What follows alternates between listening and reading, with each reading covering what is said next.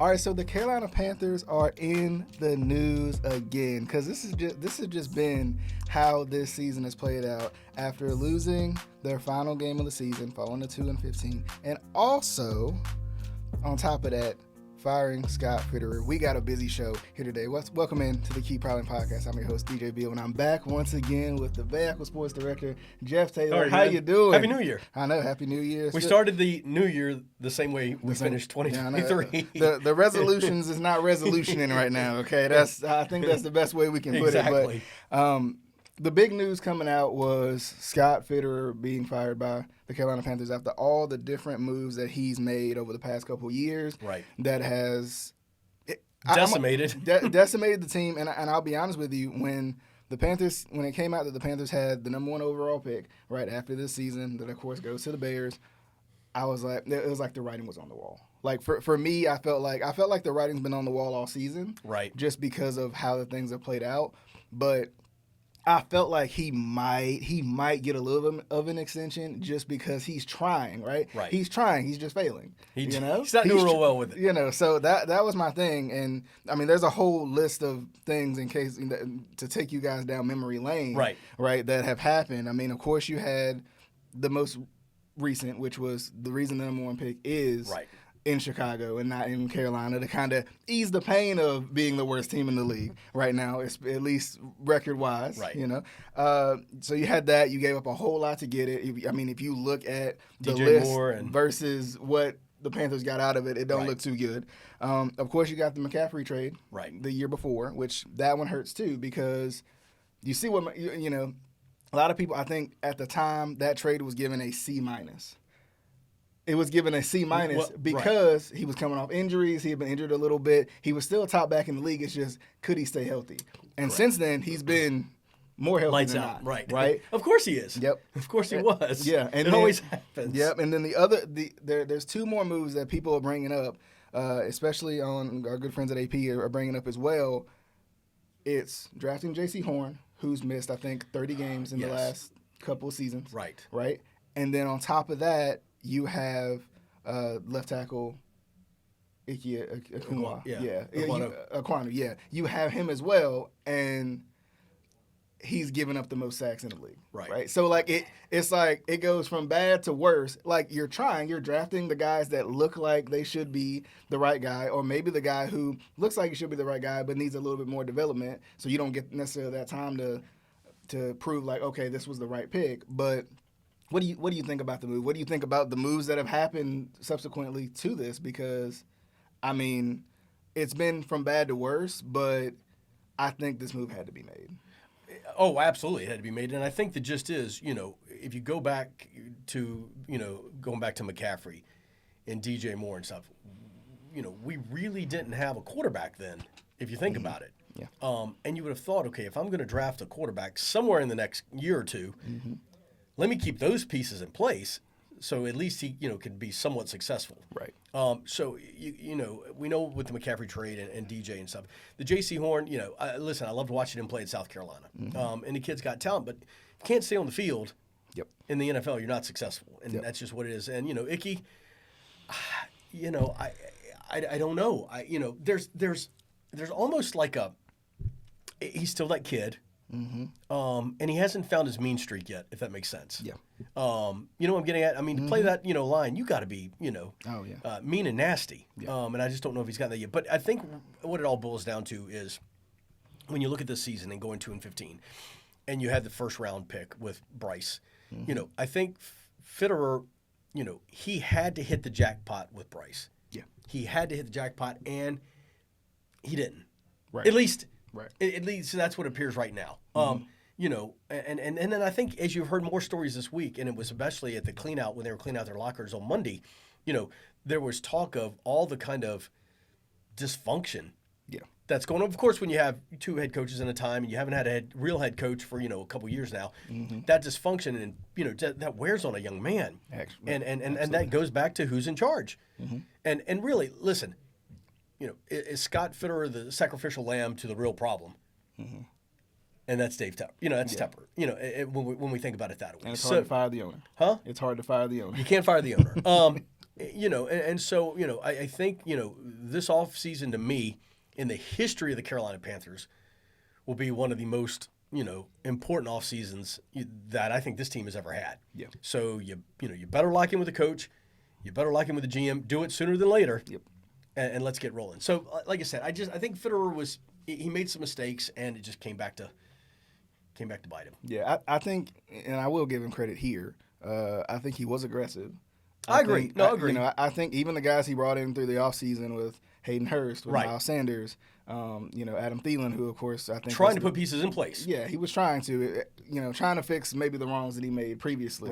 Right. Because the crazy part is he gave up all these picks for Bryce Young, but no, he acquired all these picks, right, with Christian McCaffrey and these top players in the league, Christian McCaffrey and DJ Moore. He acquired all these picks and then gave them all to subsequently give them all up for Bryce Young, which in 3, 4, 5 years may not matter, right? True, right. But right now, here in the now, it matters a lot. And it matters because just like what you said earlier, Bryce Young has no help. Bryce Young is, he has no help, and the offensive line's not much better. And it's just one of those things where, like, also bringing in all these new players takes time to mesh and find that chemistry. And now you don't have a GM or the coach. Yeah. So you need to kind of figure. And and with Bryce, I will I will say this. I don't know about you, but at least for me, I think over the last 4 games of the season, even though the last 2 they didn't score any points, they still had their kind of abysmal look sometimes. At least I think for me, the last quarter of the season. I think we got glimpses of what Bryce Young could be. Yeah. And to me, that's a positive deal. Yeah. So, I want to give kudos to that because I kind of gave Bryce a hard time all year long. But I think over the last quarter of the season, there were some glimmers of hope with that. And it's funny because, when you watch Bryce Young play, when he has, like most quarterbacks, when he has time in the pocket, time to survey the field, time to move around if that's what he needs to do for that play, right? Like, he can find guys, right? But he has to have the time. If he doesn't have the time and he's just falling down because that's all he got, I mean, that's first things first. What's going to have to be fixed by all of these GM candidates that the Panthers are looking at is how can we protect Bryce Young first? Because we've seen, even looking at the team that everybody wants to compare the Panthers to right now, because they had the number 2 overall pick in the Houston Texans, we've seen with the right amount of time, no matter the talent around him, you can be successful. Because we've seen what C.J. Stroud can do, and he's got talent around him. But on paper, which I know doesn't translate to the field all the time, but on paper, the Panthers' offensive unit is probably more talented than that unit. But I will say the offensive line is not. Right. I agree. And at the end of the day, that's, I think there was a stat out that from snap to getting rid of the ball, or snap till pressure, the Panthers were like the shortest time in terms of everybody in the NFL. Yeah. And I mean, I watched, the game, the other day, and when he was getting the snap, and before he could even adjust the ball in his hands, there were people in his face. Yep. You can't do that. Yeah. You can't do that. And so, whoever comes in as the new GM and the new coach, you got a task in front of you. Yeah. I want to ask you real quick. Let's just review the Panthers season as a whole and how it kind of went. I mean, I think I've always said, I think initially it started out with expectations and big expectations. Oh, absolutely. Because you made all these moves. Looking at the division they're in. Yeah, that's true too. And you were 1 game away from the playoffs. Right. I mean, I know that's often said.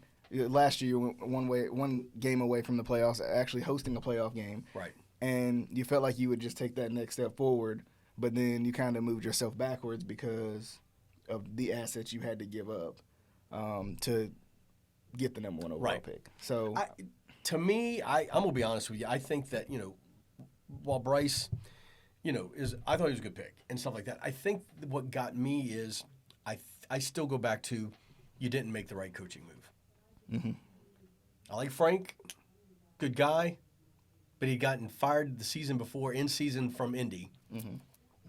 What has he ever really done other than lead the Buffalo Bills on the greatest comeback of all when they played the Houston Oilers in the wild card round? But that's another story. I still lose sleep about that one. But, at the end of the day, Frank, to me, in terms of having a young quarterback, a young mobile quarterback, you know, I just don't think that the system he wanted to bring in was right. Mm-hmm. You know, I think you needed that young, Kyle Shannon, Sean you needed one of those kind of like, yep, who can kind of, or, let's go back to the decision that wasn't made. And we all know hindsight is 20/20, so it's easier for me to make this decision now than it was for him to make that decision then. But you got Steve Wilkes there. Right? Exactly. Yeah. I was going to say, yeah. You got Steve Wilkes already there. Why not retain Steve Wilkes? Right. And let him hire an offensive mind. Right. Because if you let Steve Wilkes hire an offensive mind, what happens is he gives the keys to them. Right. Right. So he's not calling plays. Yep. And and I think it showed itself too when you ended up, when you talk about Frank Reich, and it was, Thomas Brown's going to run the offense for the first 8 weeks or whatever the night. When you're not real good, I'm going to take it away for 2 weeks, and then I'm going to give it to him. No, I'm going to take it right back. I don't know how old is Bryce, but you're talking about a young man who's like, how can he find any success in that? Yeah. You just can't. So overall, I think, the gist was you got rid of all the players that would have made him successful, I think, or helped him out. And then you hire a coach that I just don't think was right, bringing in the system he wanted to with the quarterback he had. Yeah. And, and I don't know that he, like we've heard stories that he didn't want Bryce. He would have rather had CJ and stuff like that. And so overall, I wanted to hang a lot more on Bryce than I should have, because at the end of the day, the kid's got talent. Yeah. He needs to have the right system in place. And I think that goes back to David Tepper too, because let's just say the rumors are true, right? Let's just say Frank Reich wanted C.J. Stroud over Bryce Young. Right. Listen to your coach. Listen to your coach. Right. You hired him. Right. You let him have the reins. Let him have the reins. Yeah. Because I like Bryce too. And I like Bryce and CJ. I think I agree. Think they're both incredibly talented. But if your coach doesn't know how to coach the guy in front of him, then that guy's going to fail. Right. There's not so much he can do. I mean, you can look at quarterbacks throughout the NFL history that have had 3 or 4 coaches and offensive coordinators, and how they're not successful. Yep.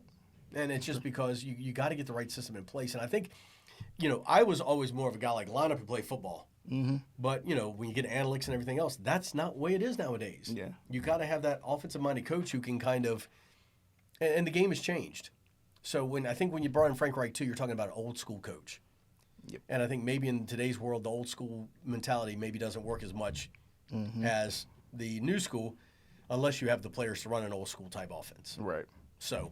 Yeah, and I think too, the slow start didn't help the Panthers. No. Right? To not be able to beat any of those NFC South teams early off on, the top. Yeah. That hurt, and then you got to a rough patch in your schedule where it was just like the monsters. It's going to be hard to beat those teams, whether you're the Carolina Panthers or you're a top-seeded team in the NFL. Right. It's going to be hard to beat those teams. Yeah, so, when you hit that midseason. Yeah, so, that was the other thing, too. Like, I'm like, to not steal a couple of those games, whatever you got to do to win a couple of those games, that also hurts. Right. So. And I think there were some, when you, at the end of the day, you look at a Baker Mayfield who played pretty good all season.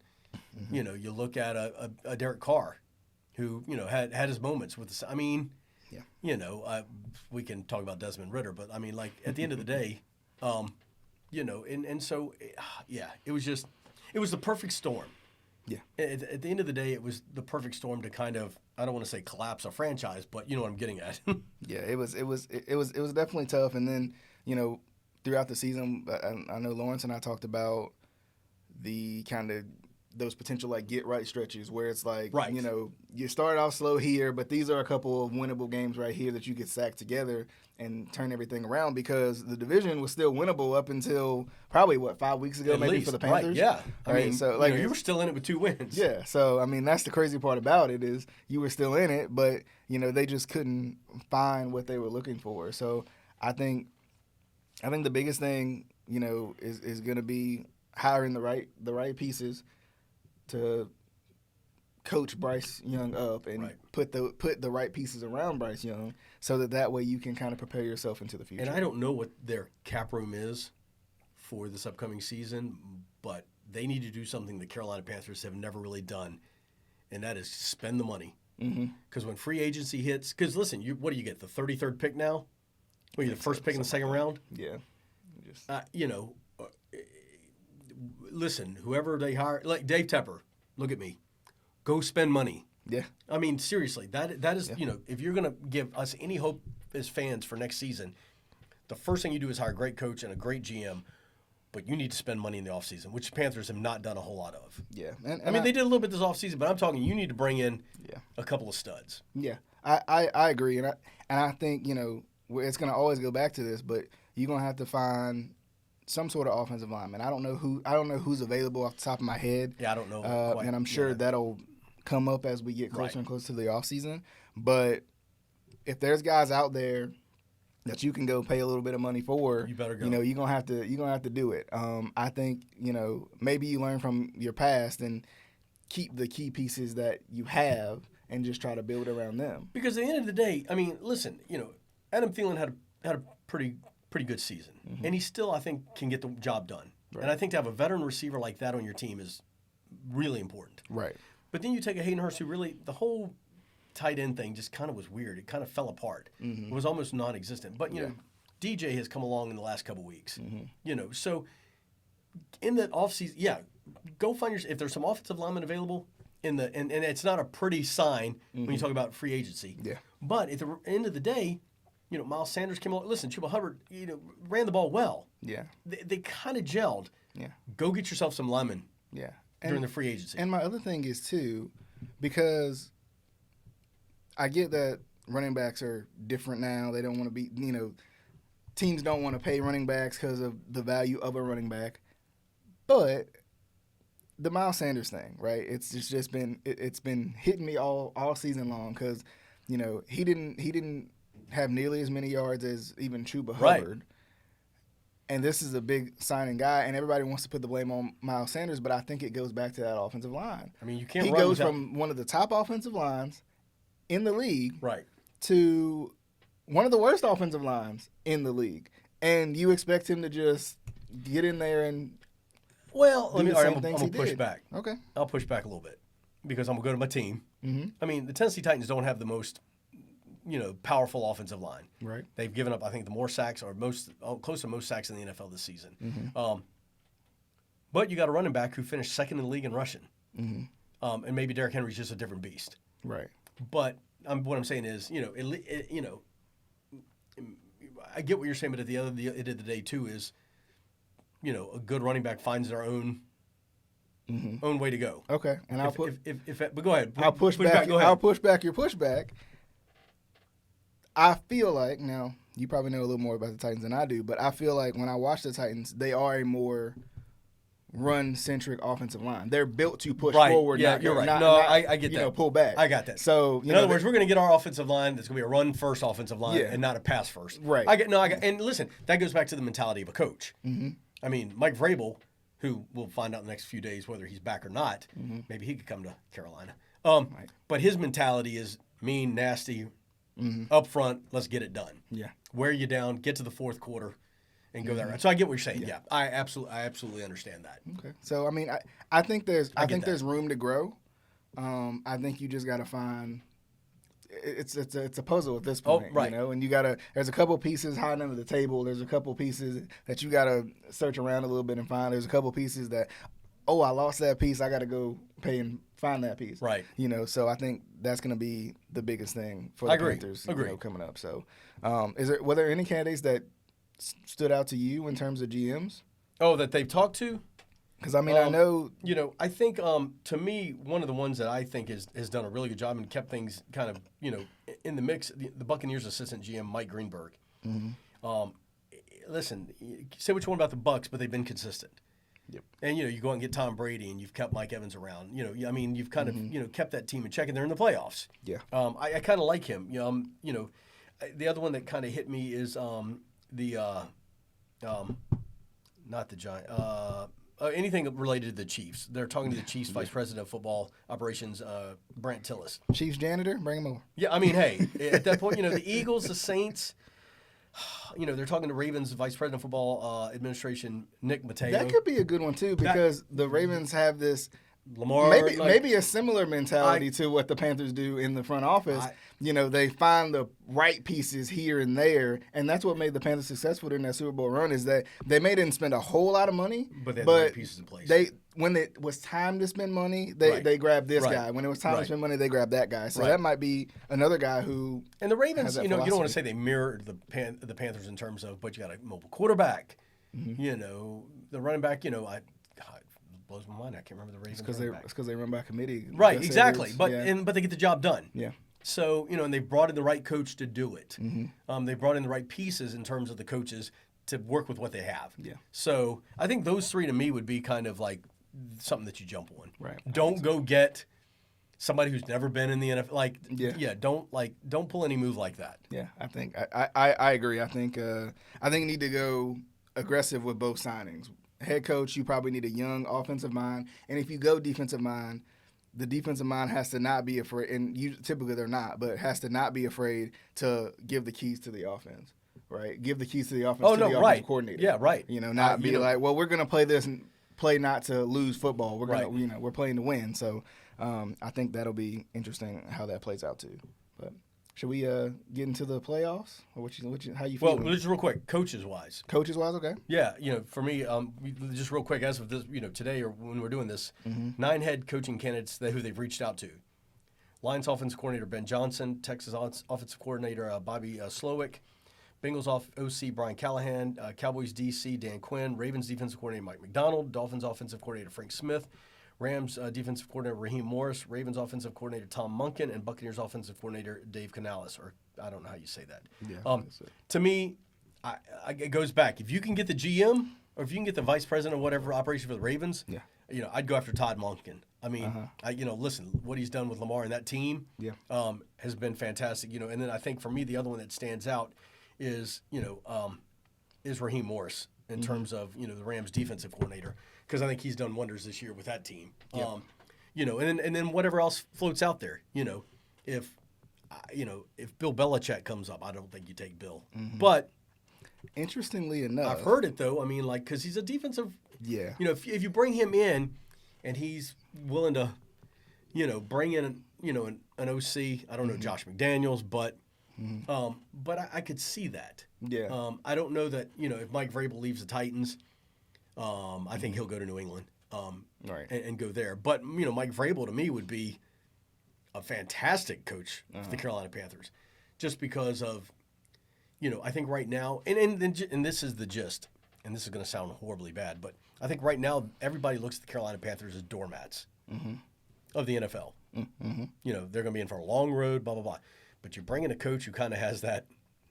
Yep. We're gonna line up. We're gonna play tough football. Yeah. And you're gonna, week in week out, you're gonna get us consistently. Mirror what the Texans did. They brought in former player D'Amico Ryans, really good linebacker in his time. His energy and passion and what he's done this year, God bless him. Because they're basically, you got a mobile quarterback. You've got whatever. So.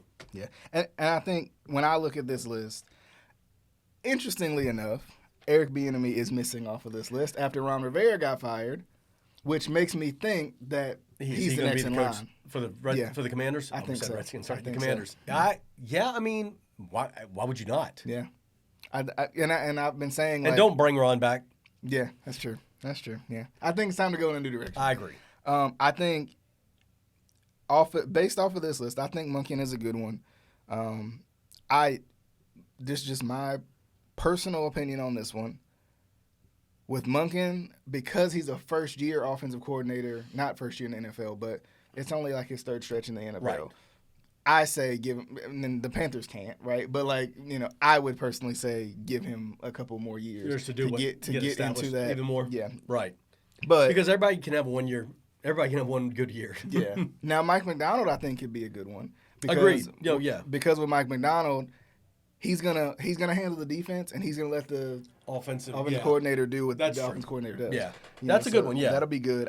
I think Bobby Slowick is a good one because he's a young offensive mind. Right. Ben Johnson's a good one, for the same reasons. I think I would rather have a young defensive coach or No, I'd rather have a young offensive coach or maybe a more veteran-led defensive coach. I agree with that. Yeah. Yes, I can see that. I think you can instill that mentality you want that you want in them, but at the same time, you can let the offense do what the offense needs to do. Right. And develop. Yeah, I agree. Yeah. Agree. So. But let's jump into the playoff matchups. Just, okay. I know the Panthers aren't playing, but maybe. Oh no, I think a couple years from now we'll see what happens. But should be a lot of fun to just talk about it. The Texans were 4-13 last year. Yeah, that's true. That is true. Let's be real. I mean, number 2 overall pick. I mean, not in the same situation because they had their number 2 overall pick. But, yeah. But we'll see. We'll see. In a couple of months, we might be thinking a whole different story right now. Because after March and free agency, you never know. Yep. So let's jump into interestingly enough, it's spread across Saturday, Sunday, and Monday because of the 7 games. So that's a lot of fun. So starting off with the Saturday games, we got 2 of them. So we got the Cleveland Browns at the Houston Texans. That's a tough one. I think at the end of the day, Cleveland's defense. Yeah. The legend of January Joe, does that continue? Oh, yeah, absolutely. I'm pulling for Joe. Mm-hmm. But I just think that, listen, CJ's had a great year. Mm-hmm. They've had a great year. And I think playing at home will be, fantastic for me, whatever.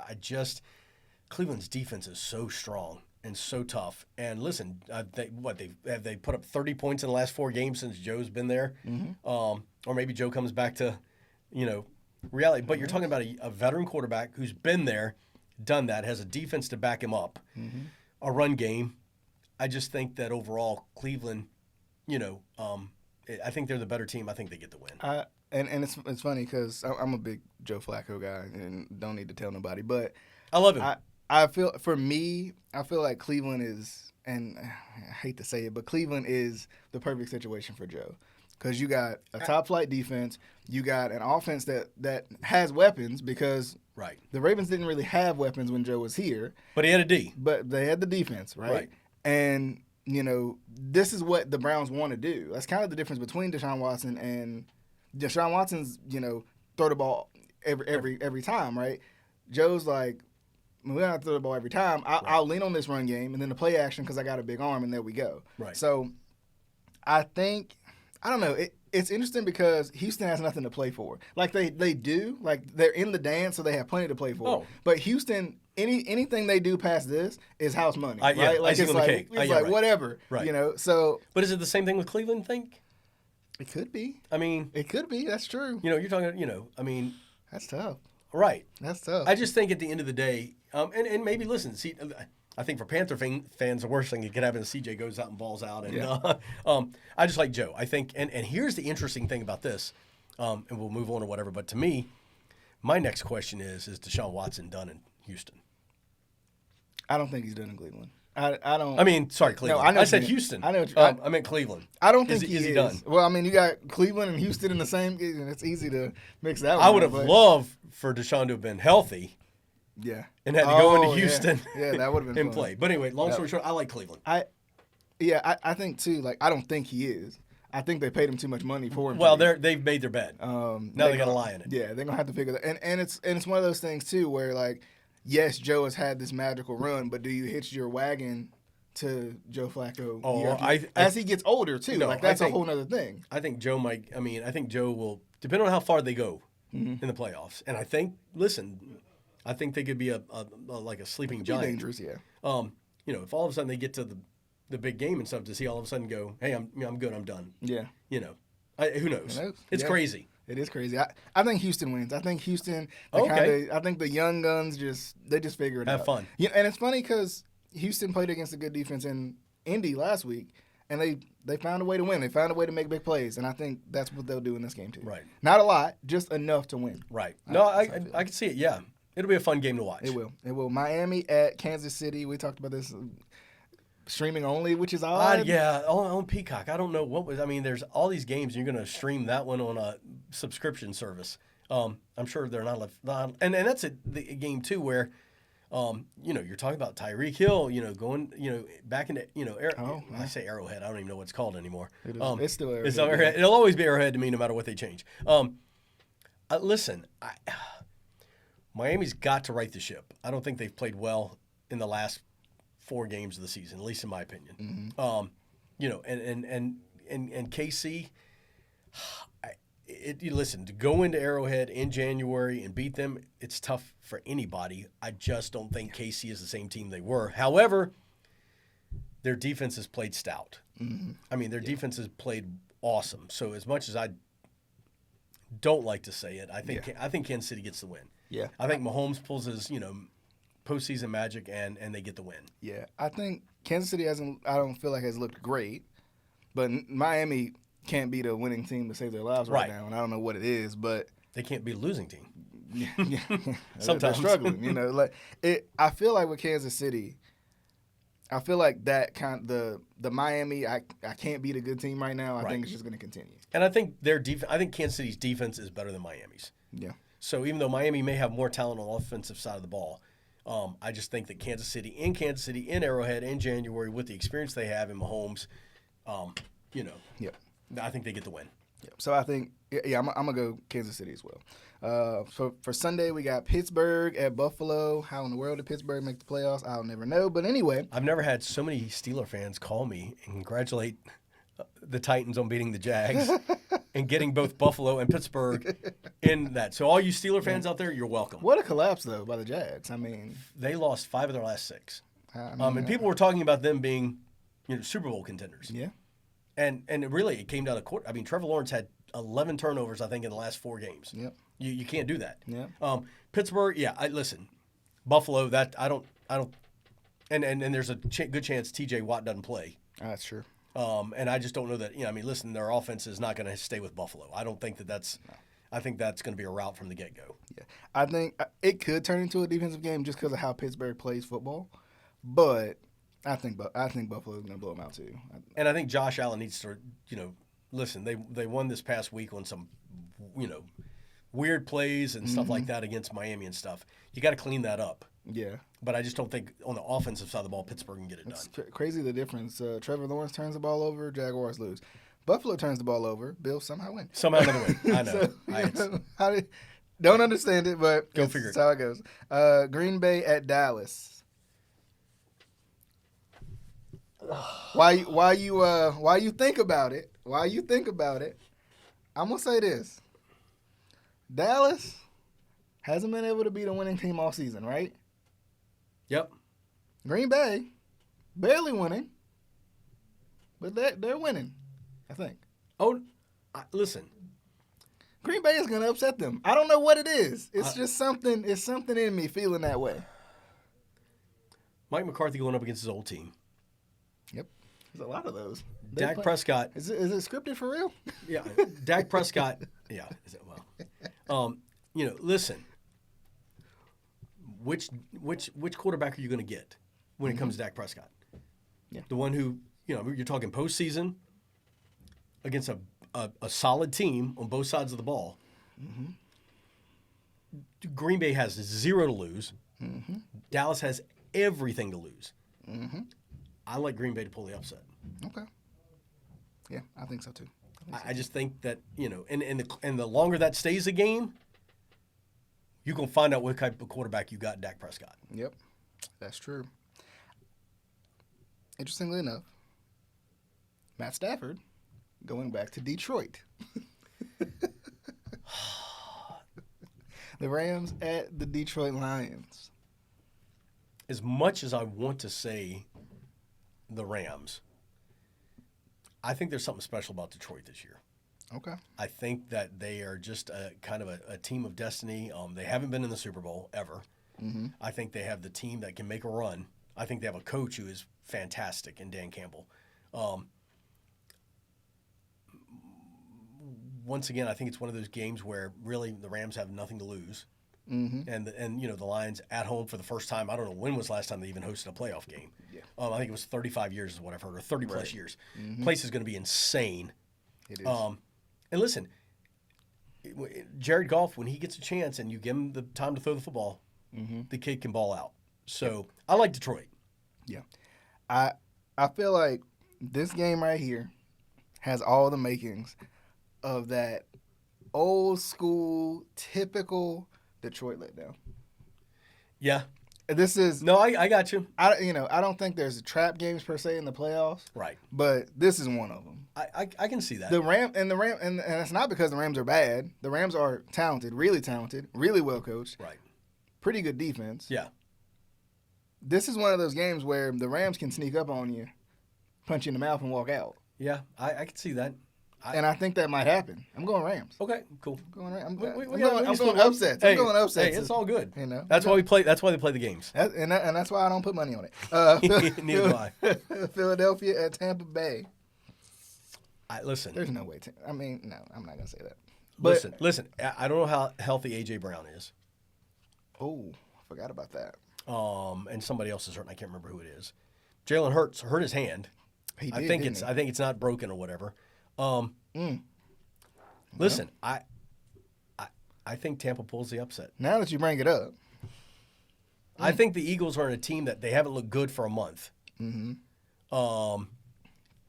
You're going into Tampa, yep. Who once again one of those teams that has nothing to lose. Baker Mayfield has had a solid season. I think they got a strong defense. I think their offense can hang, and if Philly can't get in a groove, by being not the conference champ, not the division champ, but having to go on the road hurt Philly big time. And they haven't played well to me in the last month of the season. Mm-hmm. I can see Tampa Bay.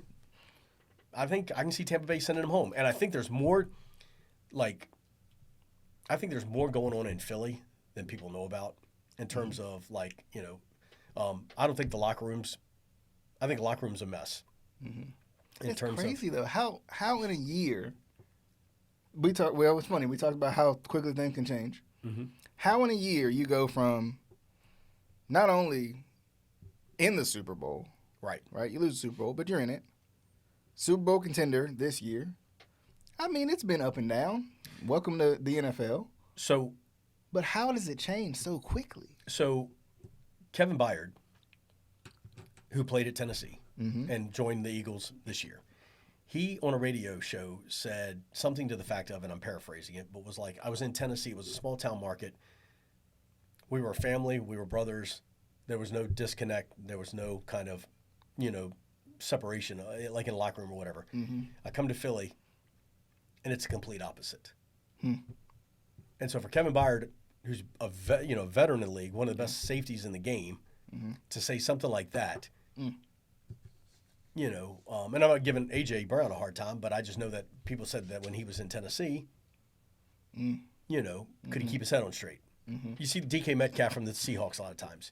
Mm-hmm. How much does he hurt them, a lot of times with his mouth or play on the field or something like that? That's true. I just don't know that.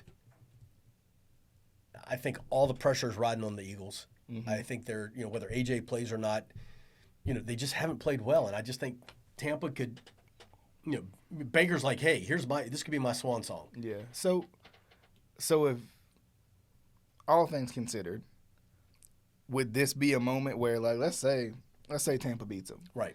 Not a blow it up moment, but per se, because you're too good to blow it up. But could this be a Donovan McNabb T.O. moment where it's like somebody's got to go? Yes. And Jalen Hurts won't be the one because he just got paid? I think so. Well, and I've heard Colin Cowherd the other day was talking, and what you say what you want about Colin Cowherd, but he was like, I'd get rid of the coach tomorrow. If they go out Sunday and lose 25-8 or something, mm-hmm. he goes, there's a team that is either doesn't have the leadership or something, and let him go. Mm-hmm. So might be, and that might go back to what we talked about earlier with the Panthers and the issue with the young offensive mind, because that's exactly what Nick Sirianni is. Right. He hasn't really been a coach before, and it takes some time to build up that leadership skill to say you are, to be a leader. How long has Dennis Allen been with the Saints? I can't remember. I think it's been since he was fired from the Raiders. Okay, but even with that whole debacle against the Falcons. And Jameis Winston said afterwards, they called victory formation. We decided as a team we weren't going to listen to the coach. Mm-hmm. You get into that realm, yeah, that ain't happening to Bill Belichick. Yeah. That ain't going to happen with, Mike Vrabel. That's not going to happen with Mike Tomlin. That stuff happens. So if there's any disconnect there with Philly, And I think there might be you got to nip it in the bud. And I think this, if they lose to Tampa, it's gonna be an interesting offseason. And interestingly enough, I'm gonna go Tampa too with the upset. But interestingly enough, with Philly, they've shown in their track record they're the type of team to be really, really successful and even win a Super Bowl, fire their head coach, and find a way back to rebuild again. Right. So now I don't think it's nearly as easy as they think it's going to be. But if they go that route, right, if they go the road less traveled per se, I don't think they're going to find their way back to where they are right now as quickly as they did. No, I absolutely not. And I think especially in the NFC with some of the teams that you have, it could be rough. Yeah, I mean they got waxed by the Giants. Yeah, that's true. With their starters. I mean, you talk about getting hot at the right time. Cold at the wrong time. Right, and you don't want to go in the playoffs cold, and that's what concerns me about Philly. That part right there concerns me about Philly. Who else did I talk about that was doing that? Maybe Miami a little bit. But you don't want to go in the playoffs cold. Yeah, and I think I feel like this could be a good opportunity for Baker too, because the one thing Baker has done in Tampa, from what I've heard from the rumor mill, believe what you want, but he has won that locker room over. Absolutely. With his passion, whatever it may be, right. He has won that locker room over. And, he might, if he wins a playoff game for them, that's two organizations you came in and at least won a playoff game. That feels good for Absolutely. You, a guy who's been overlooked probably his entire career.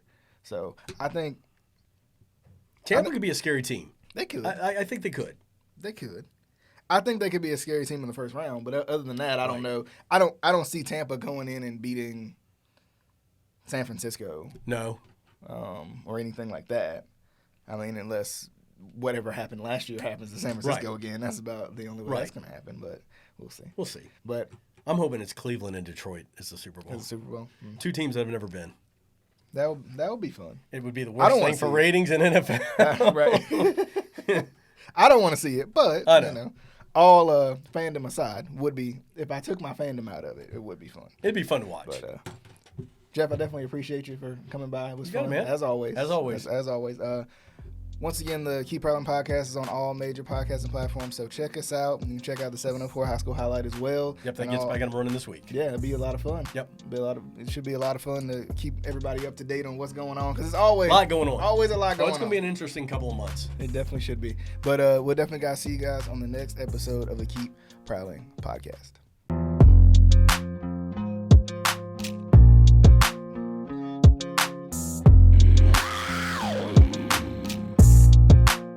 Are there any Panthers topics that you want to hear us talk about? Let us know in the comments below.